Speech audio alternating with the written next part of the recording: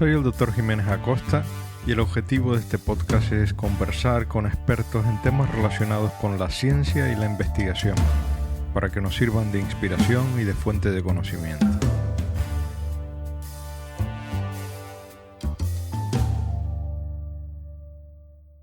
Bienvenido. Me gustaría, siempre como a todo invitado, lo primero que hago es que nos explique un poquito los inicios, ¿no? O sea, cómo ha sido tu trayectoria y por qué te has dedicado a la parte de la comunicación científica, ¿no? Entonces, poco por saber qué fue lo que te inspiró, ¿no? A dedicarte a este área. Pues mira, la verdad que fue por casualidad, así de así de claro. Ujú. Trabajé durante 10 años como periodista, sobre todo en televisión, Ajá, pero nada que ver con la ciencia, hacía información general.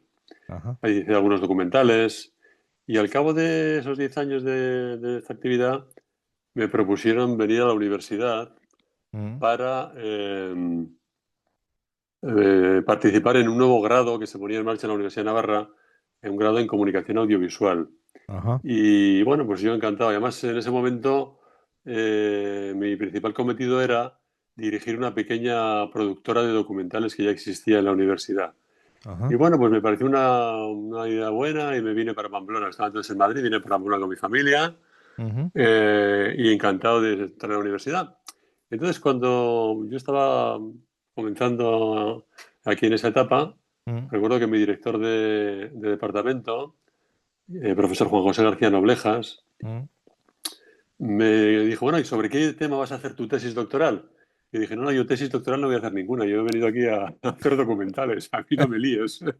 Pero Ya. bueno, al final, pues sí, fuimos hablando y tal, y bueno, pues algo de documentales y tal.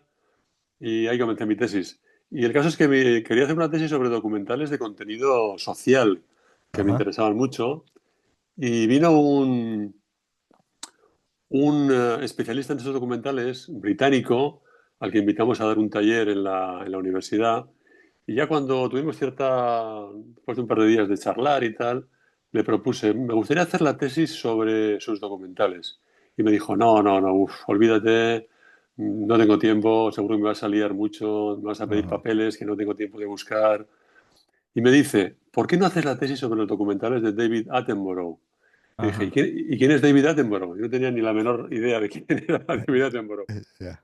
Y bueno, pues al final conseguí estar en contacto con Attenborough, me atendió muy bien, fue súper amable, le hice 3 entrevistas para la tesis. Y ahí empezó mi relación primero con Con el la documental sobre comunicación. ciencia y luego ya pues he ido extendiendo a otros temas relacionados con la comunicación de la ciencia. Pura Luego, casualidad. luego me gustaría hablar un poco sobre tu relación así personal con David Attenborough. A mí bueno, es un tema que me llama la atención. Y tú estudiaste periodismo en la Universidad de Navarra, o Sí, sea, periodismo. tu background es periodista. ¿Tuviste familiares relacionados con periodismo? ¿Fue algo que tenías claro desde bachiller que querías dedicarte a Sí, ello? O sea, lo ¿mm? tenía claro, sí, no tengo ningún antecedente familiar, pero sí lo tenía claro, me gustaba mucho escribir y yo veía un poco la figura. Recuerdo además que estando en octavo de EGB, entonces, a los 14 años, Mm, había entonces un concurso aquí a nivel nacional que lo organizaba Coca-Cola, concurso ajá, de redacción de Coca-Cola. ajá. Y me presenté y quedé finalista. Sí, Y recuerdo que hice un ensayo sobre el periodismo como vocación. Y así. entonces, ahora cuando lo leo, digo, uy, pero qué idea más romántica tenías entonces del periodismo. Claro, uno lee Un esa. perio- Sí, sí, sí. Y ahí empezaba. Sí que lo tenía claro, por lo visto, en aquella época ya.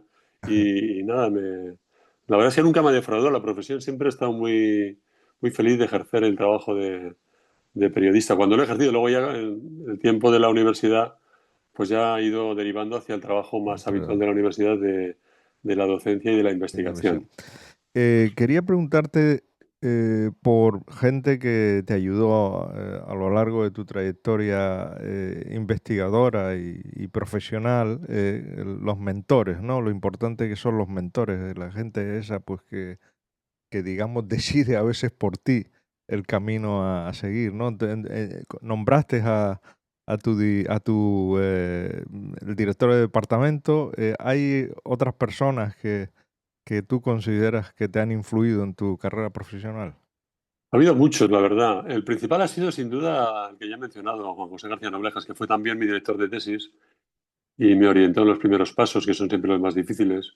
Pero luego la verdad es que hay un montón de personas con las que he trabajado. Aquí hemos creado un grupo de investigación hace ya 15 años más o menos, grupo de investigación sobre comunicación de la ciencia. Ujú. Y ahí hemos tenido oportunidad de trabajar con investigadores de diferentes áreas, tanto de la Universidad de Navarra como de otras universidades. Hemos trabajado con investigadores de todo el mundo realmente. Y he tenido oportunidad de trabajar con algunos de los mejores. La verdad es que, echando la vista atrás, es realmente de agradecer que esas personas hayan participado en estas investigaciones que hemos propuesto desde aquí. Por Y sí, ejemplo, han sido muchos. Por ejemplo, he trabajado con un profesor de la Universidad de Carolina del Norte, que es Tom Linden. ajá, Tom Linden es un profesor de mucha experiencia en temas médicos, con el que he trabajado muy a gusto en muchas investigaciones. Eh, También he trabajado con un profesor de la Universidad de Otago, en Nueva Zelanda, ujú, que se llama Lloyd Davis, que ujú, es un especialista, primero especialista en pingüinos en la ajá. Antártida, pero luego un excelente divulgador y un gran investigador también en temas de comunicación pública de la ciencia. Eh, He trabajado aquí en la Universidad de Navarra con Mari Carmen Ermiti, hemos hecho muchas cosas juntos. También con profesores de ciencias, Enrique Vaquero. Son muchos, la verdad que son muchos. Ajá. Pero sin duda, sin esas aportaciones, sin esas conversaciones, sin esos trabajos conjuntos, pues no habría podido desarrollar toda la investigación que he llevado a cabo. Me gustaría preguntarte qué líneas de investigación son las que llevas en tu grupo, es decir, qué es lo que i- investigáis en esta área, ¿no?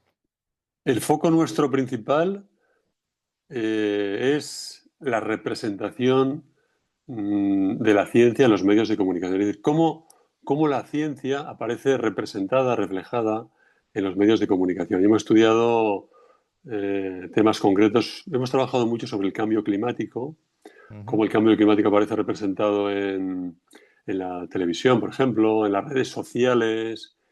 Eh, También hemos trabajado sobre asuntos relacionados con la información médica. Por ejemplo, durante el COVID hicimos estudios centrados en la desinformación. Una ajá, línea que hemos seguido. Ahora estamos trabajando también en desinformación tanto sobre temas médicos como últimamente sobre también el cambio climático o cuestiones ambientales. ujú, Hemos hecho investigaciones también últimamente sobre la movilidad sostenible, cómo comunicar la movilidad sostenible para que las personas, los ciudadanos, pues sean más proclives a moverse de forma sostenible. Han sido ujú, muchos temas, la verdad. Últimamente la desinformación es importante, ujú. nos dedicamos mucho porque, bueno, pues es un asunto cada vez más relevante y más preocupante. Sobre todo Eh, por las redes sociales, ¿no? Y la inmediatez y la facilidad que cualquiera puede coger un micrófono y dar una mala información, sí. Eso es, la desinformación, los bulos siempre han existido.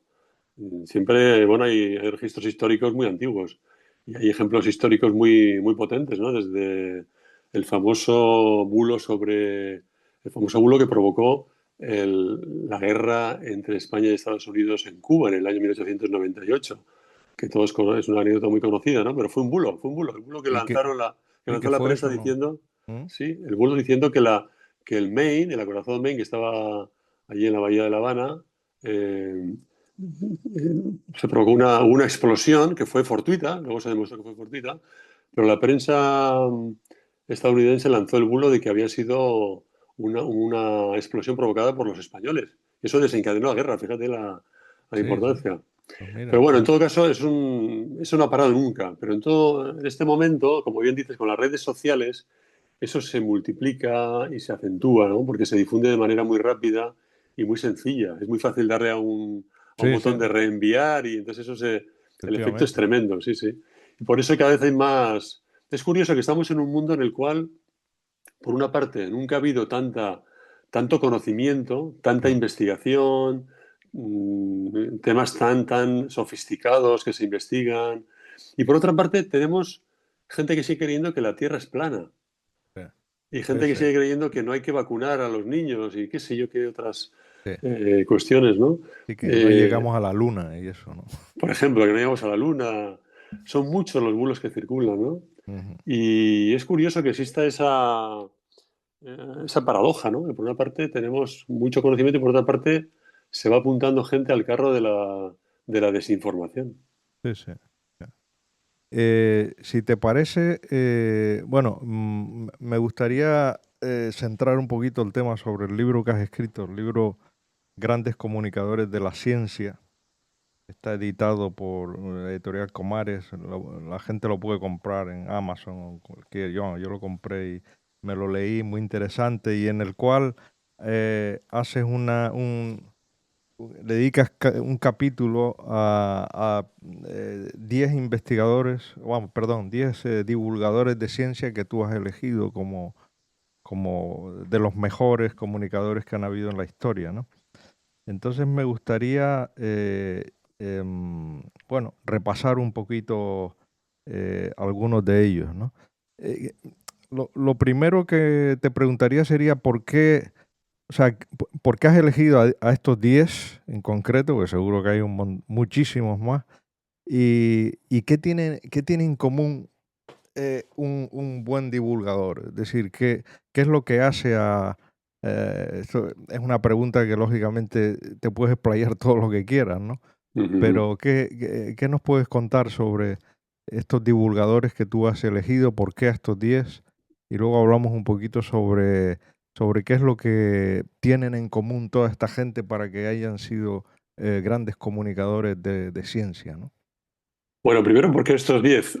Pues la verdad es que, como bien dices, es muy difícil quedarse solo con 10 en toda la historia de la ciencia. Primero es difícil dónde situar el comienzo de la divulgación. Porque claro, podemos irnos hasta los griegos, por ejemplo, y ha habido sin duda algunos personajes muy relevantes en la Grecia y en la Roma clásicas que tenían ese interés porque su conocimiento llegara, no voy a decir al conjunto de la población, porque el conjunto de la población era analfabeta, pero sí a un público más amplio que los propios sabios del momento, ¿no? Sin embargo, lo situamos en Galileo Galilei por aquello de que en ese momento es cuando podemos ubicar el comienzo de la ciencia moderna. Ujú. Y en ese momento, por cierto, Galileo evidentemente fue uno de los que contribuyó a desarrollar el método científico y que es un personaje clave en la historia de la ciencia. Mm. Entonces, ¿por qué Galileo? Pues porque Galileo, fíjate, en aquella época escribió algunas de sus obras, bastantes de sus obras, no en latín como era habitual en la época, sino en el italiano del momento. Ajá. Y eso indica que él tenía, y además así lo explica también en algunos escritos, él tenía interés porque su conocimiento no se quedara en el círculo reducido de Mm. los expertos, de los sabios del momento, Sí, sino que llegara a un público más amplio. sí. Y por eso situamos ahí, fue el primer personaje elegido para el libro. A Ujú, partir de ahí, la idea era llegar hasta nuestros días. ujú. Por eso tenemos dos personajes todavía vivos, que Sí, son David Attenborough y Jane Goodall, sí, los dos bien sí, conocidos y sí, de una trayectoria divulgadora sí, eh, asombrosa, ¿no? sí. Extraordinaria. Mm. Y luego la idea del libro era tener 10 personajes que tuvieran diferentes perfiles, Ajá. que hubiera Ujú. hombres y mujeres. Me hubiera gustado meter más mujeres, pero la verdad es que Mm. es difícil, ha sido difícil porque no he encontrado, sí que las hay, ¿no? Pero Mucho era muy menos, complicado claro. poner personajes Mm. a la altura de Galileo, ¿no? O sea, Sí, si tú pones en un libro a Galileo y a otra persona que a lo mejor no está a la altura, o sí. que no sea, por lo menos que no sea reconocido, no es que no esté a la altura, que no sea reconocido todavía su trayectoria. Ujú. Entonces era un poco complicado. Y luego personajes hayan trabajado en diferentes soportes, Sí. algunos más en libros, otros más en televisión, otros más en, Ujú. no sé, en artículos, en diferentes temas, ¿no? Diferentes medios. Esa Mencionas es un a poco dos, la selección. mencionas a dos españoles, ¿no? Santiago Ramón y Cajal, que ha sido nuestro premio Nobel y yo creo que a partir de Ramón y Cajal la ciencia empezó a despegar en España, ¿no? Aunque luego fue interrumpida por la guerra civil y todo eso, pero fue una persona que creó escuela y después es una persona que escribe muy bien, porque tiene, vamos, no solamente libros científicos y literatura científica, sino también tiene novelas y libros que son extraordinarios. A mí un libro que siempre aconsejo es el de reglas y consejos de la investigación científica. Cualquiera que quiera dedicarse a la investigación me parece un libro fundamental, ¿no? ¿Tú qué Sí, sí, yo destaca? también lo he ojeado ese libro para cuando escribía mi libro. Cajal era un hombre asombroso, un personaje, era un humanista, una persona con un conocimiento y unos intereses muy vastos, ¿no? No solamente centrado en la neurociencia, que él, pues como sabes, se considera uno de los padres de la neurociencia, ¿no? Mm, Neurociencia moderna. Y efectivamente era un gran escritor, además de un excelente científico, era un gran escritor y escribió también cuentos, incluso, cuentos cuentos. basados en ciencia, que tienen como sustrato la ciencia. También algunos artículos de divulgación, no muchos, pero sí algunos. Y también era un excelente ilustrador. Sí, Sus ilustraciones dibujante eran, sí, sí, genial, sí. Mm, ilustraciones se consideran todavía, algunas se mantienen todavía en los libros de texto actuales, como en fin, como representaciones todavía certeras de lo que hoy se sí, entiende de cómo es el sistema nervioso, el cerebro y demás. sí, Así que era una persona, no es, digamos que no encaja en el patrón habitual de divulgador, en el sentido de persona que se dedica a divulgar, ¿no? sí, sí, Directamente, pero sí que ha hecho trabajos excelentes de divulgación yo creo que valía la pena incluirlo, porque tiene además una biografía apasionante, ¿no? sí, sí, Médico en la guerra de Cuba, en una de las guerras de Cuba, sí, en fin, volvió a España moribundo el pobre, sí, en fin, es una vida y su obra es asombrosa sí. y sin duda un referente también Y en además la está, historia de la divulgación. y además estando solo, porque era una persona que realmente no, cuando él describió la teoría neuronal y bueno, recibió su premio Nobel en 1906 creo que fue, todo su trabajo lo hizo él solo, poco menos que en la cocina de su casa, o sea, y con un microscopio. Era alguien que siempre decía que sí, que las ayudas, que todo lo que la financiación venía muy bien y tal, pero que uno podía hacer muchísimas cosas si tenía pasión y disciplina con un microscopio y con la observación. Fue un Sí, ejemplo, sí, ¿no? exactamente, sí, sí, era una persona con una capacidad increíble de trabajo, además incluso un gran innovador y un gran inventor, porque él inventó también algunos sistemas de Fotografía, fotografía en color incluso en la época, correcto. sistemas para registrar, para poder hacer representaciones de de los nervios y del sistema nervioso. Mm, Y todo eso le ayudó en sus investigaciones. La verdad que fue muy reconocido ya en su época. mm, Pronunció algunas de las conferencias más importantes a nivel europeo, que es como decía en aquella época a nivel de la ciencia mundial, ¿no? ujú. Y sí, muy reconocido y además también era una persona muy respetada no solamente en el ámbito científico, sino en el conjunto de la sociedad. Su palabra era una palabra muy escuchada, él escribía muchos artículos en la prensa, también tuvo cargos públicos, creó el precedente del CSIC. La Junta de Ampliación de Estudios. Exacto, exacto. Mm, En fin, es un personaje extraordinario en todos sí. los sentidos.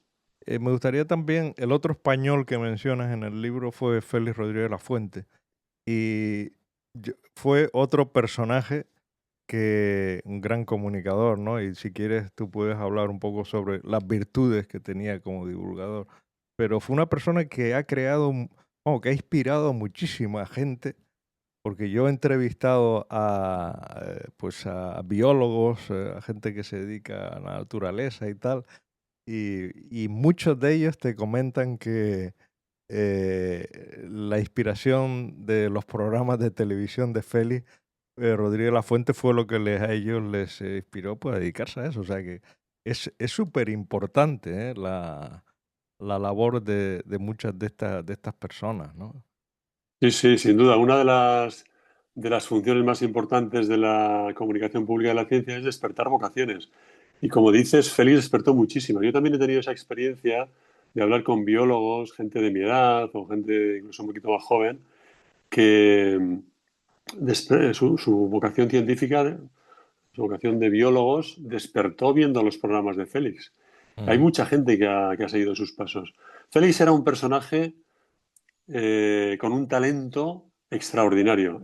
Es un talento basado siempre en la expresión oral. Era un hombre eh, básicamente con una capacidad oratoria extraordinaria. Cuenta él mismo en alguna entrevista que ese talento, a ver, sin duda el talento ya lo tenía, porque es difícil partir de, en fin, desarrollarlo hasta ese nivel si no lo tienes. Pero sí que lo desarrolló mucho, porque él cuenta que él tuvo una vida muy curiosa, porque pasó sus primeros años, hasta no sé si los 7, 8 años, básicamente en el campo, sin ir a la escuela, porque vivía en un pueblo, su padre era notario en un pueblo de Burgos, y le pilló la guerra civil, y en fin, total que terminó sin escolarizarse, y él se dedicaba a ir al campo, a ver ujú, animales y a ujú, conocer aquello, y le apasionaba la naturaleza y los animales, ¿no? ujú, Y luego ya cuando a los 7, 8 años ingresa en la primera escuela, en Vitoria, ujú, en los Escolapios, creo recordar que era, en Vitoria, pues él añora mucho el campo. Y bueno, cuenta él en una entrevista que lo que hacía para paliar esa añoranza era por la noche, en aquellos barracones enormes que había en las escuelas de internos de la época, él lo que hacía era contarse a sí mismo, en voz alta, historias que él había vivido durante su época de niño en el campo. claro, Hasta el punto lo hacía tan bien que los compañeros poco a poco se fueron acercando a ver cómo lo cercano, contaba. claro. Y ya con el tiempo le pidieron que lo contara en voz alta para todos, ¿no? Sí. Y ahí comenzó a esa edad tan temprana a desarrollar una cosa que ya tenía él, su capacidad oral. Esa capacidad de expresión oral fue tan extraordinaria que ha hecho cosas que yo creo que nadie más que yo sepa, por lo menos de personas conocidas, lo han hecho. Por ejemplo, cuando él hacía un documental, ya en la Mm, época, en los años 70, sobre todo en los años 70, sí. que es cuando hizo sus principales series, como El Mm, hombre y la tierra, que es su principal obra, mm, lo que hacía él era, cuando ya estaba grabado el material, tenía todas las latas de película ya sí. eh, y las había visto, él por lo visto le daba una especie de listado de secuencias al montador. Primero quiero que pongas la secuencia del ave, no sé qué, después vas a ponerle no sé qué.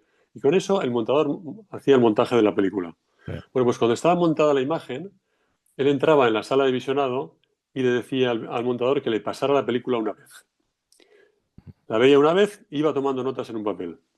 Ujú, Y cuando había terminado de visionar esa primera vez, le decía, vamos a grabar. Y grababa la locución, tal cual, sí, sí, improvisada, exactamente. improvisada, algo increíble, Sin guión ninguno, o sea, sin guión ninguno. Con totalmente esas pocas notas que tenía, eh, iba grabando. Y no solo eso, sino que las famosas enciclopedias, la enciclopedia Salvat de la sí, fauna ibérica y otras que hizo él con Salvat, él también dictaba sus artículos. Hay gente que piensa que, que Félix no hizo más que dirigir la enciclopedia y que tenía un equipo de colaboradores que escribían. No, pues no es así. Él escribió mucho, o más bien, más que escribir, dictó muchos dictado, de esos claro. artículos. Lo que hacía Hablaba era y... dictarlo a una secretaria, pero lo dictaba de nuevo improvisando el artículo. Sí, Y lo sí, sí. extraordinario es que son artículos perfectamente estructurados, Estructurado donde total, no sí. hay ningún tipo de, digamos, de desorden, ni de falta de unidad, ni de... Él Sí, podía sí, sí, hacer sí. una digresión, pero sabía cuándo tenía que volver, volvía después. Una cabeza, un talento extraordinario. De la oratoria, sí. Fantástico. Y una cosa que me llamó la atención, porque no sabía, pero es, bueno, él era médico, él hizo medicina, pero prácticamente no ejerció como médico, sino que se especializó en odontología. Estuvo trabajando Sí, algunos años como dentista. Y después su afición por la cetrería para lo que para la gente que no lo conozca es este arte de domesticar de alguna manera a a las aves rapaces, a los halcones, ¿no? Y él fue un gran cetrero y por lo que se ve su incursión dentro de la televisión fue a través de esta afición a la cetrería o algo así, ¿no? Sí, Comentas en sí, el libro. eso es. Él lo que hizo fue, Félix realmente ha sido la persona que rescató el arte medieval de la cetrería, buscando en tratados medievales y demás, él la recuperó. Es un arte que ya no se practicaba en ese momento en España y él la recuperó y entrenó halcones y incluso organizó un concurso de cetrería que él mismo ganó con uno de sus halcones y a raíz de ese premio apareció en la portada del ABC con su Ajá, halcón. ajá. Y después de eso le llamaron para un programa de televisión española, eh, eso era los años, final de los años 60, si no recuerdo mal. Entonces, lo que hizo fue pues ir allí con su halcón al estudio a hablar del arte de la cetrería y del premio que había ganado, del concurso que había ganado. Mm, Al parecer fue tal, es decir, habló tan bien, solamente tuvo unos pocos minutos, pero habló tan bien mm. que se recibieron muchas cartas en televisión española diciendo que querían que volviera ese cetrero de nuevo a hablar en la tele, ¿no? Y Claro, así claro. fue. Lo llamaron ya como colaborador regular en el programa de fin de semana, luego ya otros programas, luego ya llegaron sus grandes series. Qué bueno. Eh, Otro personaje que me gustaría hablar un poquito de él, porque tú has vivido, vamos, lo has conocido más de cerca, es David Attenborough. Tengo que confesarte de que yo conocía muy poquito de David Attenborough hasta leer tu libro y me he interesado por sus documentales que me parecen extraordinarios. O sea, he estado viendo algunos episodios en Netflix que tienen unos que se llaman Nuestro Planeta, creo. Ujú. Vamos, es extraordinario. O sea, qué imágenes, qué, qué cuidado todo, qué nitidez, qué limpieza. O sea, me parecen unos programas extraordinarios. La verdad es que estoy ¿No? enganchado. Sí, Ajá. sí, no, no, no me extraña, no me extraña. Somos muchos los enganchados a sus documentales, ¿no? Ahora ha sacado uno que también acaban de poner en Netflix, creo, que se llama, bueno, no me acuerdo cómo se llama, trata sobre la pesca, Sobre la sobre el pesca. Mm, efecto devastador de la pesca de arrastre. mm, ujú. Yo ya lo pude ver el otro día y es un programa muy bueno. Attenborough es un personaje también, pues, fuera de lo común, fuera de lo común. Él también tiene una historia personal muy curiosa porque él estudió zoología, luego hizo algunos otros cursos, pero estudió zoología en principio Mm, y comenzó a trabajar en una editorial mm, en Londres en los años 50. sí. Entonces él escribió una carta solicitando un empleo en la radio, en la BBC Radio, que en ese momento era el medio hegemónico. Ujú. Y la radio le contestó diciendo que, la BBC le contestó diciendo, mire, no tenemos trabajo para usted en la radio, pero si quiere hay una cosa nueva que está empezando, que se llama televisión, que igual le podemos dar un trabajo ahí. Y entonces él empezó en la televisión en los años 50, Sí, haciendo programas en directo, porque eran casi todos en directo en esa época, sí. lo que se hacía en la televisión. Ahí empezó. Y tuvo una idea brillante que fue asociarse con el Zoológico de Londres Ajá. en los años 50. De manera que como no tenía mucho presupuesto, lo que Ujú, hacían era, él y un cámara iban siguiendo las expediciones que hacía el zoológico mm, por cualquier lugar del mundo para capturar animales para su zoológico. ujú. Y lo que hacían ellos era filmar cómo los capturaban. Ajá. Y ahí salió una serie que duró muchos años, se llama Zoo Quest, y ahí Ajá. comenzó. Pero bueno, a partir de ahí el punto de inflexión fue cuando, bueno, él llegó a ser, era un personaje en fin, muy reconocido también dentro de la institución, dentro de la BBC, llegó a ser director de programas de toda la cadena, director de la BBC 2, que era una cadena muy innovadora en ese momento, y cuando su nombre sonaba para director general, él dijo que no, que él lo que quería era dedicarse a hacer documentales en el campo, que es lo que le gustaba. Y lo Ujú, dejó todo y se fue a hacer documentales. Ahí comenzó sus grandes series. La ujú, primera gran serie fue en el año 79, que se ujú, llamó La vida en la Tierra, ujú, Life on Earth. Y luego ya siguieron ahí muchísimas series, ¿no? ujú. Una cosa que he intentado hacer en el capítulo del libro es pues, recopilar todas las series en las que series y también documentales sueltos en los que él ha participado, sobre todo porque él ha hecho de todo, ha sido productor, guionista, ha Mm, sido, por supuesto, locutor, siempre pone la voz y siempre sí, aparece en imagen, sí, sí. Mm, pero ha hecho de todo. Entonces, he intentado recopilar, sí. Y me ha costado bastante, porque son muchos los documentales y las series que tiene. Y la influencia que ha tenido él en vamos, en el mundo anglosajón y no sé si en el resto de Europa es extraordinaria. En España mucho menos. Quizás sea por Sí, porque aquí no sus documentales, pues, o estaba Rodrigo Rodríguez de la Fuente en esa época, no sé por qué, pero aquí la gente le sigue sin conocer y sin embargo mencionas en el libro que él es de una de las personas más respetadas y más queridas en Inglaterra, ¿no? Es un ídolo. sí, yo creo que en todo el mundo, o por lo menos en países anglosajones, es un gran personaje. Yo cuando le cuento a mis amigos anglosajones, ingleses o americanos, que he estado en su casa, dicen, no puede ser, no puede ser. ¿Y cómo es? ¿Cómo es Attenborough en su casa y tal?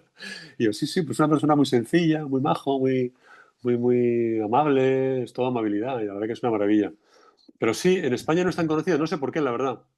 No es, lo de Félix Rodríguez de la Fuente no puede ser una razón muy grande porque Rodríguez de la Fuente murió en el año 80 y él, Attenborough, comenzó sus grandes series a partir de final, en el 79 fue la primera, a partir de ahí ha Ujú. desarrollado su trabajo.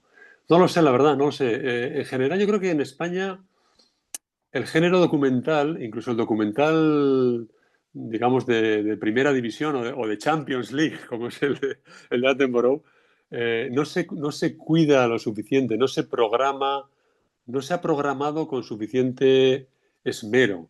Ujú. Normalmente se ha programado en horas que no está nada mal que exista esa franja, por supuesto, por la Sí, tarde, en fin, sí, que está muy bien que exista esa franja, pero no se ha programado en horas de máxima audiencia, sí, no se ha anunciado, no se ha sí, eh, publicitado como se ha hecho en otros países. sí, No sé, la BBC, por supuesto, cuando estrena una serie a temporada es un acontecimiento y se claro. estrena en horarios de máxima audiencia y en Ujú, muchos otros países también, ¿no? ujú. Aquí, por lo que sea, pues no se ha hecho. Entonces, pues a temporada efectivamente no es muy conocido. Lo mismo que Rodríguez de la Fuente no es nada conocido en Fuera de países España, anglosajones. claro, claro. Sí, Países anglosajones no lo conoce nadie, ¿no? sí, Y fíjate si en España sí ha tenido importancia y sí, si es conocido, ¿no? No sí, sé, depende, somos como pequeños, la cultura nacional sí. pues importa mucho, tiene mucha importancia. A lo largo del libro que has escrito, ¿hay algún personaje, digamos, que en un principio, a la hora de investigar sobre ellos, te haya llamado la atención porque igual estaba infravalorado, tal, o no sé, alguno Bueno, yo de creo que ellos? todos los que he seleccionado son grandes personajes, algunos ya grandes personajes, sobre todo por su papel en la historia de la ciencia, por ejemplo, Darwin o, Sí. no sé, Humboldt, Mm, pero otros también, otros son solo fundamentalmente divulgadores. Y la verdad es que todos tienen ya una trayectoria muy reconocida. sí. Me ha sorprendido, sobre todo, eh, descubrir, yo no he descubierto nada, pero descubrir yo como personalmente algo que ya se sabía, ¿no?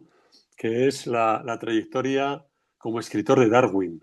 Darwin Ajá, también era un grandísimo escritor. ajá.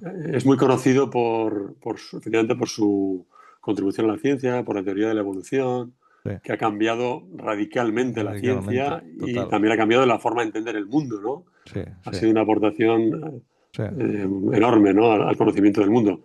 sí, Pero no era tan conocido como escritor sí, y es desde los años 80 fundamentalmente, creo recordar, cuando hay algunos investigadores que se dedican a estudiar la faceta de escritor de Darwin y descubren que hay un escritor muy, que sabe escribir muy bien, una persona que sabe escribir muy bien.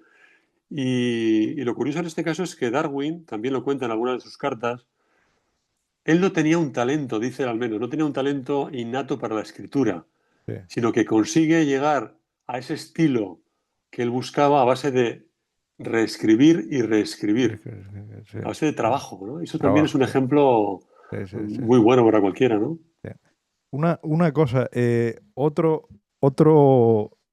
divulgador que ha creado muchísimas vocaciones dentro de tu libro, lo mencionas, le dedicas un capítulo, es Carl Sagan. Eh, También, o sea, yo he hablado con astrónomos y tal. España es un país donde la astronomía, bueno, pues es una de las disciplinas donde, bueno, científicas donde España destaca y todo el mundo te hace mención a Carl Sagan, a lo que le influyó ver esas películas de documentales de Cosmos, y me parece que es un personaje también magnífico que ha tenido una influencia decisiva en la astronomía, ¿no? La difusión de la astronomía. Muy grande, una influencia enorme. Sagan era una persona superdotada, era un superdotado. Era una persona con una mente extraordinaria. De hecho, en aquella época existía la costumbre de que cuando un estudiante de bachiller podía ir más rápido que sus compañeros, iba más rápido. Y Sagan hizo no sé cuántos cursos, pero por lo menos un curso. Hizo Iba dos cursos en adelantado. uno, ¿no? En un Mm, año, ¿no? Llegó mm, a la universidad muy jovencito y despuntó rápidamente como un talento extraordinario.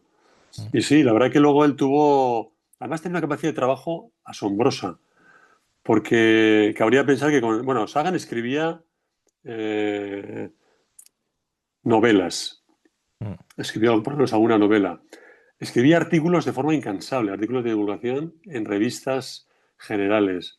Escribía, bueno, realizó su gran serie de televisión Cosmos, que fue la serie más vista en la historia de la televisión hasta ese momento. Llegó a más de 500 millones de personas en todo el mundo. Una serie muy innovadora también, por muchos motivos.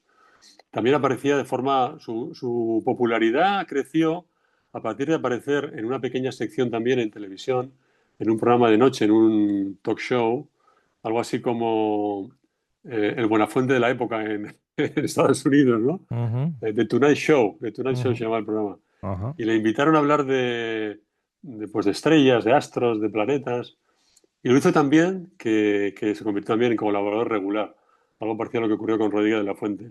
Ujú, Era un personaje que la televisión pues encajaba perfectamente porque era una persona que hablaba de forma muy divertida, sí, lo simplificaba muy bien las cosas para que se entendieran, sí. era simpático, Mm, en fin, atraía mucho a la gente.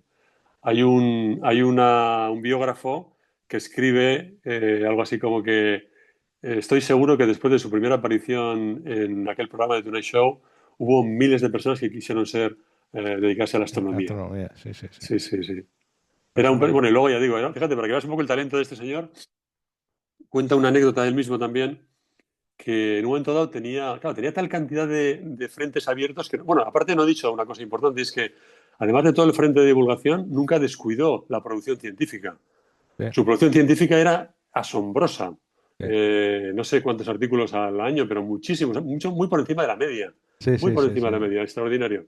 Bueno, sí. pues él en un momento dado, con tanto frente abierto, tenía un problema, y era que se había comprometido a entregar el manuscrito de un libro al cabo de 2 semanas, ya le Ujú, estaba venciendo el plazo, y también se había comprometido con su familia a llevarlos de vacaciones. ujú. Entonces él encontró la siguiente solución. Él vivía en la costa este de Estados Unidos y lo que hizo fue conducir con sus hijos en el asiento de atrás. Mientras él iba conduciendo por esas carreteras hasta una gran distancia en la que Sí, iba a su lugar de vacaciones, sí. iba dictando el libro a un Qué, dictáfono, iba grabando el libro mientras conducía, ¿no? qué Y bárbaro. bueno, con algunos retoques, eso fue el manuscrito del libro, ¿no? Qué talento, ¿no? Asombroso también. Sí. Eh, Me gustaría también, por último, que hablaras algo sobre la otra divulgadora que mencionas en el libro que aún vive, Jane Goodall, ¿no? ¿Qué puedes comentar sobre ella? Bueno, ella, para que la gente que no la conozca, es la persona que sale siempre en los documentales sobre chimpancés, sobre primates, en esos bosques de Tanzania y por ahí, ¿no? Y ella ha sido una persona muy influyente, además en los últimos años, pues sigue haciendo apariciones y conferencias, porque aproximadamente un par de meses estuvo en La Palma dando unas conferencias en estos programas de Starmus, ¿no? Que organiza el Instituto de Astrofísica de Canarias. Estuvo por aquí, o sea, con 90 años tendrá más o menos por ahí. Sí, 90 y pico, 90 y pico. No sé cuánto exactamente, pero 90 y pico, no me acuerdo ahora. Pero sí, ella sigue viajando incansablemente. No sé, antes de la pandemia hay un artículo que cita que estaba fuera de su casa 200 y pico días al año, Mm, viajando constantemente, dando conferencias. qué Ella es bárbaro. una persona muy influyente también, primero fue muy influyente en la historia de la ciencia, porque fue la persona que demostró con sus investigaciones de chimpancés demostró que los seres humanos no somos los únicos capaces de utilizar herramientas. Ella observó cómo un grupo de chimpancés al que ella siguió durante mucho tiempo, pues había algún chimpancé que era capaz de romper una ramita de un árbol, quitarle las hojas y con esa herramienta, pues meter la pajita la ramita en un hormiguero Mm. para que cuando las hormigas salían comérselas. Sí, sí. Entonces eso era un descubrimiento que hasta ese momento no se pensaba que solo los seres humanos podíamos utilizar herramientas. Y muchas otras cosas, ¿no? Ah, Métodos científicos, su aportación a la historia de la ciencia es muy importante. Ella comenzó como secretaria. Siempre ujú, había querido, cuenta ella que siempre le había gustado mucho las historias de Tarzán, había leído los libros de Tarzán, quería viajar a África desde niña, pero ella, bueno, su familia no tenía recursos económicos para poderse permitir ese viaje. Y lo que mm, hizo fue estudiar en una escuela para secretarias en Inglaterra. ujú, Trabajó un tiempo como secretaria ahorrando dinero para pagarse el billete de barco para viajar hasta Tanzania, ujú, donde tenía una amiga. Allí, cuando llegó a Tanzania, tuvo la suerte de conocer a un investigador, el doctor Leakey, que la contrató como secretaria primero. ujú, Y después, Leakey le propone ir a estudiar a los chimpancés, una ujú. colonia de chimpancés.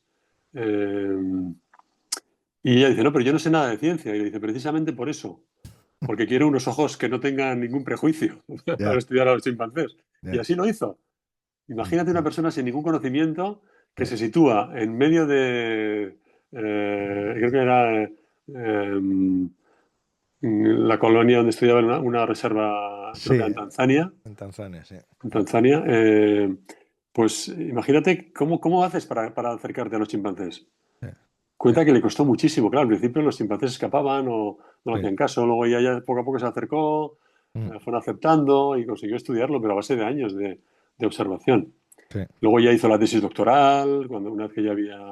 Y lo que se hizo desde el principio fue participar en documentales y participar en artículos divulgativos que tuvieron una repercusión mundial muy grande. Sí. Su primer marido era fotógrafo Sí, y era también un operador de cámara. sí. Bueno, el caso es que ella pues ya compaginó muy bien la divulgación desde el principio. Y a partir de los años, hay un punto en el que ella cuenta que ella fue a una conferencia, a un congreso,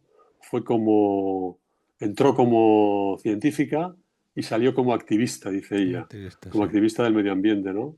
Sí, Como persona, y ha dedicado sus últimos, sí, ya lleva ya varias décadas sí. centrada en, Su compromiso en- por cuidar el medio ambiente, la biodiversidad y todo, eso y es, comportamiento animal, todo esto, sí. eso es. Mm. Y ya tiene una fundación muy importante que está presente en casi 100 países, quiero recordar que son. En fin, es una inspiración para muchas personas y como dice, sigue absolutamente activa, dando conferencias en todo el mundo. Mm. Eh, Bienvenido. Me gustaría ya hablar un poquito sobre, bueno, teniéndote a ti como profesional, yo egoístamente quiero aprovechar también para que analices un poco, o sea, cuáles son las estrategias, qué consejos recomiendas para divulgar ciencia.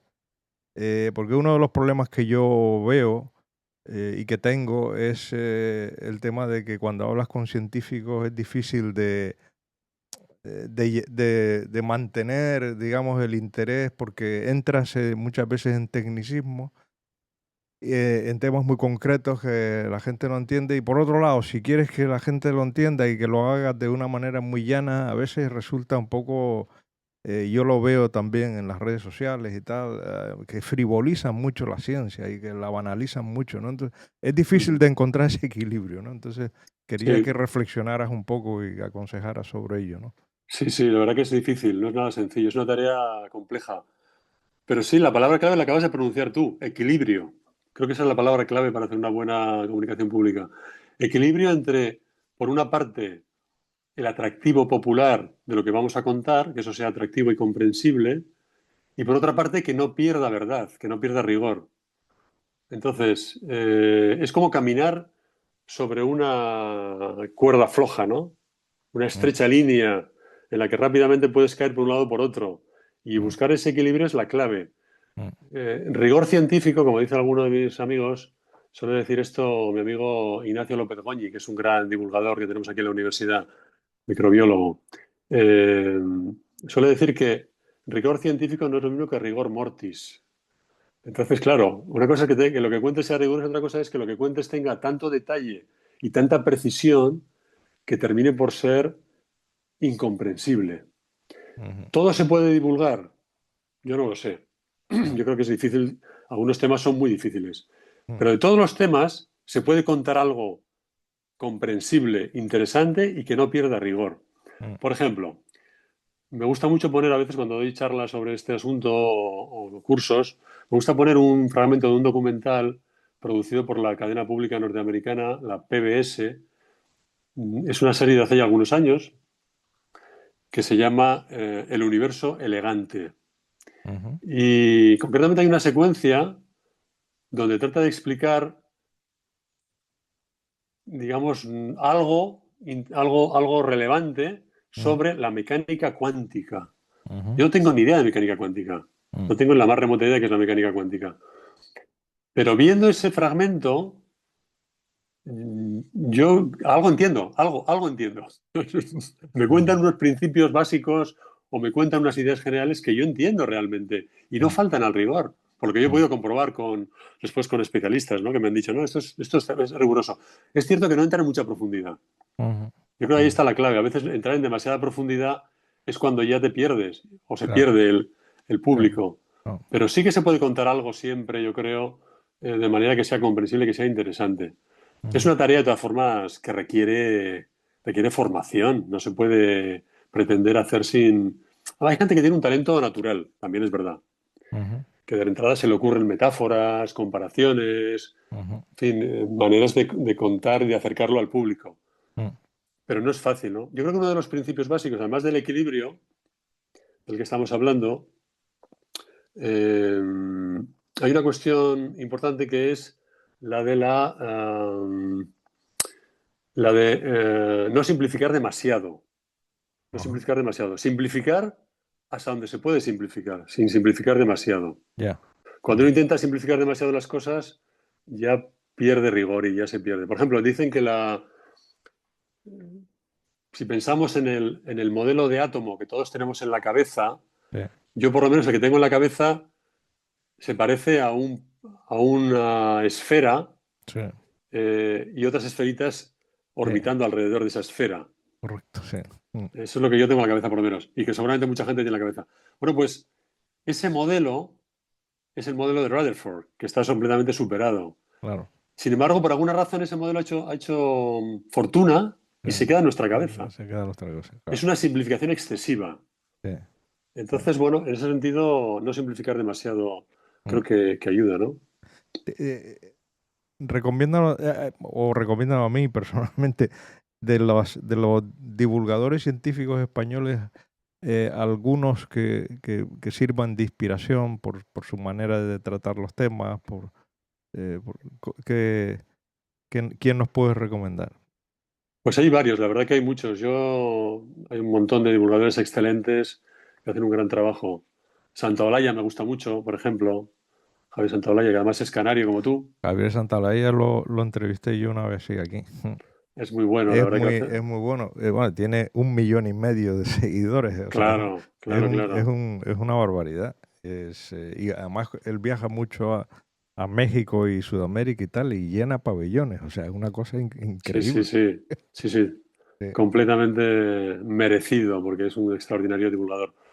Hay muchos, la verdad. Por ejemplo, me gusta mucho también en la radio. Pere Estupiñán, me gusta mucho en la cadena SER. Hay muchos, Ujú. pero yo diría que en todas las cadenas Ajá. hay un excelente divulgador. Yo he ido viendo un poquito diferentes programas y hay extraordinarios divulgadores. Me gusta mucho en televisión los colaboradores del programa Órbita Laica, que Ajá. son varios, que son todos magníficos. El propio presentador, Sáenz de Cabezón, no sé, creo que Sáenz de Cabezón todavía sigue presentando, porque va cambiando el presentador, ya no me acuerdo ahora cuándo ha sido. Creo que ha sido de las últimas etapas. Ujú. Nacho López Goñi, mi compañero de aquí de la universidad, lo hace Ignacio. extraordinariamente bien. Mm. Hay muchos, la verdad que hay muchos. Hay donde elegir, porque hay un elenco magnífico de divulgadores. Después, dentro de los documentales, tú te dedicas mucho precisamente al área del documental científico, ¿no? Documentales que no deberíamos de perdernos, aparte de los múltiples que tiene Attenborough, que ya hemos hablado, pero recomiéndanos algunos. Yo creo que la serie Cosmos, más que Mm, documentales concretos, yo creo que hay una serie de sellos o de marcas ujú, que nos llevan a trabajos de gran calidad. Por ejemplo, los de la BBC, yo te diría que la BBC vas a acertar seguro, porque son todos extraordinarios lo que hacen, ¿no? ujú, De Attenborough hay muchos, pero me gusta especialmente, aparte de los últimos, pues tiene a lo mejor la riqueza de una tecnología más moderna, con más drones y con más microcámaras y qué sé yo. Eso le da mucho valor. Pero en cuanto a la narrativa y al valor de innovación, me gusta mucho el documental, la serie documental La vida privada de las plantas, ah, que es del año 95, ya tiene unos cuantos años, pero es magnífica. Y te cambia realmente la percepción de las plantas. O claro, sea, claro, pasas de pensar que son seres que no hacen gran cosa que a, son a ver seres lo que vivos, hacen, claro, sí, sí, que no paran quietos en bueno, ningún momento. Luego, por efectivamente. ejemplo, la serie que ya he mencionado antes de la PBS, de la televisión pública norteamericana, eh, también tiene la serie Nova. Ujú, Por supuesto, Cosmos, que ujú, hay otra reedición de Cosmos, aparte de la del año 80 de Carl Sagan, hay sí. otra más moderna de Neil, Neil, sí, Neil sí. deGrasse, ¿no? Neil Sí, deGrasse sí, Tyson, sí, sí. exacto. Mm, Eso es, que es muy buena también. mm, La verdad que hay mm. muchísimos documentales, no hay donde elegir. Háblanos un poco de estos congresos que tú organizas o que formas parte de ellos, del Land Me Crazy se llama, ¿no? Lamb Crazy es un festival. Festival, eso es, Festival Es de un- Cine de Documentales Científicos, ¿no? Que hacen en la Universidad de Navarra. Eso es un festival de cine sobre ciencia. Ajá. No ciencia para el especialista, sino ciencia para el público en general. Ujú, Y entonces es un festival que llevamos haciendo desde hace ya 7 años. El primer año lo organizamos precisamente con el Museo de Ciencias de la Universidad que dirige Nacho López Goñi. Y el primer año pensamos, bueno, vamos a ver qué pasa aquí, ¿no? Vamos a lanzar una convocatoria, a ver si recibimos 100 o 150 películas y ahí hacemos una selección y tal. Recibimos 2000. qué bárbaro. 2000. Nos quedamos totalmente Bueno, impresionados. uno no imagina que haya tanto interés por ahí, ¿no? O sea, tanta producción, ¿no? En documentales científicos, ¿no? Hay muchísima, muchísima, en todo el mundo. Recibimos cerca de 2000 documentales de 110 países o una barbaridad, casi de medio mundo, vamos. Mm, Entonces ahí hicimos una selección, después hay un jurado que da una serie de premios en diferentes categorías y poco a poco hemos ido consiguiendo que el público que acude a los cines de donde proyectamos las películas aquí, pero vaya descubriendo que una buena película, un buen documental, sobre todo proyectamos documentales, un buen documental sobre ciencia, es algo realmente fascinante. Hay gente que piensa todavía que el documental es aburrido. ¿Hay quien lo piensa? Pues están muy equivocados. A ver, hay documentales aburridos, claro que hay aburridos. mm. Igual que hay películas de ficción Igual hay aburridas. películas aburridas, claro, sí. Pero un buen documental, cuando realmente se selecciona bien, te lo cuenta, además lo solemos complementar con una charla con el director o con una charla con un especialista en el tema. Mm, La gente sale sorprendida. Qué bonito, qué maravilla, qué bien, que he entendido algo y tal. ujú, Entonces, el audiovisual es una herramienta muy importante para comunicar la ciencia hacia el público en general. ujú, Porque ahora mismo, para bien o para mal, seguro, cada vez leemos menos. ujú. Cada vez se lee menos. Los jóvenes leen menos. Los jóvenes ven muchos vídeos, pero no leen. Sí. Es un gran problema. Pero entonces, bueno, tenemos que intentar llegar al público a través de los soportes que utilizan. Y el Ujú, audiovisual te permite no solamente, la gran fortaleza del audiovisual es que te permite no solamente transmitir información de una manera amena, que eso lo hace muy bien, ujú. sino también llegar a la esfera afectiva, a los sentimientos, claro, transmitir emociones, claro. que eso es muy importante. Si tú combinas ciencia con emoción, pues Efecto es un multiplicador. combinado extraordinario, un cóctel extraordinario. Sí. En España mencionabas en el libro de que el interés, si se hacen unas estadísticas, el interés de la gente por la ciencia apenas tiene un 12 o 13% de la población tiene interés por la ciencia, ¿no? Y evidentemente es muy importante para cualquier país desarrollar interés social por la ciencia porque eso influye en que los políticos luego destinen más dinero a la ciencia y el país progrese. Los países más avanzados son los que también están más avanzados en ciencia y tecnología. Eso es así. ¿Cómo se puede hacer en España para mejorar el interés por la ciencia desde un punto de vista de eso, de que la gente pueda tener acceso? Claro, porque lo que comentabas tú antes, ¿no? Los programas científicos, los documentales los ponen en horas donde realmente uno lo que le apetece es echarse la siesta. Además, en cadenas secundarias.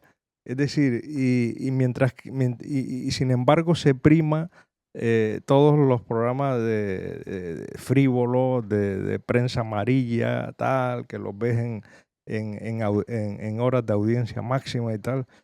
Esto es algo bueno, la gente te dice, no, pero es que es lo que la gente reclama. Bueno, pero la gente reclama, no es que lo reclame, es que tú les estás dando eso y la gente lo Ujú. consume. O sea, Sí, ¿tú qué sí, opinas sobre? la gente ve lo que le pones, está Claro. claro. Ujú. Entonces, yo creo que aquí hay un elemento disruptor o disruptivo que es la televisión pública, los medios públicos. Los medios públicos tienen que cumplir un papel que vaya más allá de la mera audiencia, Del entretenimiento. del puro entretenimiento, exacto. Tienen que Mm, buscar eh, formar, hacer correcto. país. Sí, Se puede hacer de muchas maneras, pero una forma de hacer país es eh, emitiendo, produciendo buenos programas sobre ciencia. La televisión sigue siendo, a pesar de que Internet tiene tanta fuerza, la televisión sigue siendo el segundo medio, vamos a decir el segundo, muy cerquita del primero, que es Internet, para comunicar la ciencia, sobre medios por el cual la gente se informa sobre ciencia. Por lo tanto, es muy Mm, importante. Y la radio ujú. también es muy importante. Entonces, los medios públicos, hay un ejemplo ahí también de nuevo de David Attenborough. Cuando le entrevistaba yo para la tesis, ahí en su casa, en las afueras de Londres, le preguntaba, yo le decía, ¿qué suerte tienen aquí en Inglaterra, en el Reino Unido, que al público cuando pones programas sobre ciencia en televisión o sobre medio ambiente o sobre naturaleza, el público los ve y tiene mucha audiencia? Y me decía, no te creas, no, no, no, esto no es así. Porque él además, como fue director de la BBC 2, tiene una experiencia vivida en primera persona. Dice, cuando comenzamos a hacer los primeros programas sobre naturaleza, en los años 60, la gente no los veía. No, a la gente no le interesaban mucho. Ajá. Sin embargo, decía Attenborough, pensamos que era nuestra obligación como radiodifusor público Sí, emitir esos programas. claro, Porque ¿qué país queremos tener? ¿Un país de pan y circo? claro, ¿De gente que solo se divierte con cosas banales? claro. ¿O queremos tener un país de gente formada, capaz de disfrutar con otro tipo de cuestiones Eso que es. tienen más valor y que aportan más Eso es. riqueza a la Sí, sociedad? sí. Entonces, claro, aquí en España, yo creo que la televisión pública no ha apostado de forma continuada por eso. Sí. Ha hecho unas experiencias muy sueltas de vez en cuando, de emitir en prime time una serie. Normalmente, a veces, por lo que yo he visto, no excesivamente bien seleccionados los documentales o no bien, Mm, no eran programas atractivos, ¿no? sí, Entonces, claro, ya tienen la excusa perfecta para decir, no, es que esto la gente no lo ve. No, sí, sí que lo ve. Lo que pasa es que hay que competir en igualdad de condiciones. sí, Un programita que haces con 4 reales eh, y que lo programas un trimestre y luego desaparece, claro, ¿cómo va a competir eso con las grandes series que tienen claro, tantísimos medios, tantísimos recursos, tantísimos, sí, en fin, tantísimos elementos para enganchar al público? sí, sí, Es sí. muy difícil. Y el papel de las universidades o de los investigadores, investigadores puros, o sea, los investigadores científicos, en la divulgación, eh, ¿cuál debería ser? ¿Debería haber más compromiso, más, o crees tú que, bueno, pues que el investigador no está para implicarse en eso? No sé, ¿cómo? Yo creo que el investigador sí está para implicarse en eso. Ahora bien, no todo el mundo tiene que hacer divulgación.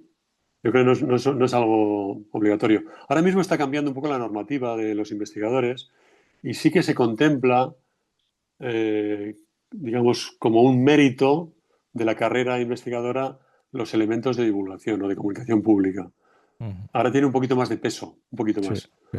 Ahora, yo no creo que nadie tenga que, o sea, no creo que todo el mundo tenga que dedicarse, mm, digamos, en la mayor parte de su tiempo a hacer eso. Pero la universidad quizás sí, porque una de las misiones de los objetivos de la universidad es realmente trasladar la ciencia eh, a la sociedad, ¿no? O sea, Sí, sin duda, la universidad sí. Y ya digo, si no todo el mundo, sí que tiene que haber, sí que habrá siempre investigadores que se dediquen a eso, también a divulgar su trabajo, ¿no? Y la universidad tiene una responsabilidad muy grande, sin duda. Más todavía teniendo en cuenta la situación actual en la que hemos hablado antes de la desinformación que circula. Estamos retrocediendo realmente en muchos campos. Y ahí hay una responsabilidad muy grande. Eso tiene unas consecuencias tremendas. El tema de las vacunas, el tema de los tratamientos alternativos, que la gente empieza, o empieza no, siempre ha habido, pero ahora se difunden más rápidamente, ¿no? ujú, Y tantos asuntos que son peligrosísimos para una sociedad. Por eso es importante que las universidades, los centros de investigación, instituciones públicas, sigan haciendo lo que ya están haciendo. Y cada vez lo van a hacer más, yo creo, y van a dedicar más recursos a hacerlo, ¿no? Ahora ujú, mismo estamos en un momento en el cual está cambiando un poco, como digo, la normativa y se dedican cada vez más recursos a comunicar la ciencia para el público. Y eso ujú, está muy bien y hay que seguir por esa línea para ujú, profundizar y que la ciencia llegue a más personas. Porque si no llega ujú. la ciencia, va a llegar la desinformación. Sí, Si no llega la ciencia rigurosa, va a llegar la desinformación. Y sí, eso tiene unas consecuencias tremendas para la gente. sí, está claro. Bienvenido, ya para ir acabando, me gustaría que comentaras fuera de tu trabajo, aficiones que tengas, a qué te dedicas cuando no estás en la facultad. Pues Eh, mira, me gusta mucho el deporte. ¿Qué deporte Ha- haces? hacía hasta hace 3 años atletismo, hacía velocidad, pero Ahí. una lesión la rodilla me impide continuar con los sprints. Ajá, Ahora juego al pádel está y bien. me gusta mucho, bueno, voy al gimnasio de vez en cuando, habitualmente, y también me gusta mucho ir al monte, a la Ajá, montaña. qué bien. Aquí tenemos cerca los Pirineos Ahí tienes un montón de sitios donde ir, desde luego, y sí. es una maravilla pasear por el monte, subir y recorrer esas rutas tan preciosas que tenemos aquí cerca. Tu afición a las carreras de velocidad, imagino que te hará ser partícipe de los encierros o no. Bueno, solamente de espectador, no, De no. espectador. Yo no he corrido más que una vez cuando era chaval, corrí una vez para probarlo, digamos, y ya vi que Ya. eso no era para mí. Tiene mucho riesgo y sobre todo por los corredores, por el toro también, pero los corredores, que hay tantos corredores que es muy difícil correr ahí. Claro. Ujú, ujú. Bueno, pues nada, bienvenido. Yo te agradezco muchísimo el haber pasado este rato contigo y hablar sobre el libro que recomiendo de nuevo. Es interesantísimo y sobre el tema de la divulgación científica, ¿no? Así que nada, muchas gracias. Te animo No. a que sigas con tus proyectos en la universidad, con ese...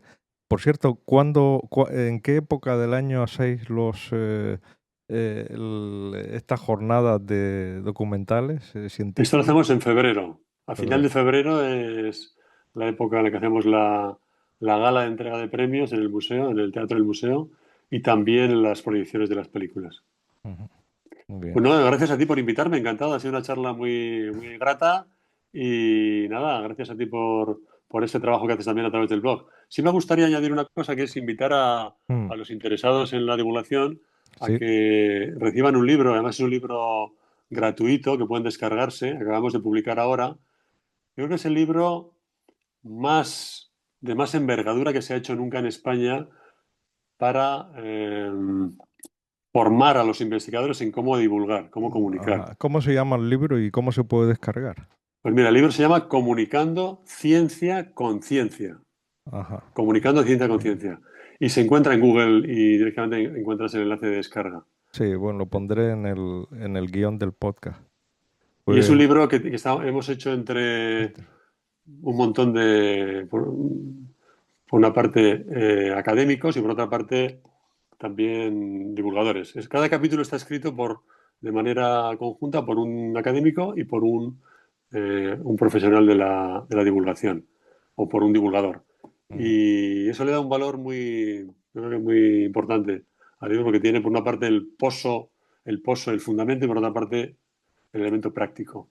ajá. Así que yo animo a todo el mundo a que le interese a hojear el libro. Muy bien, muchas gracias.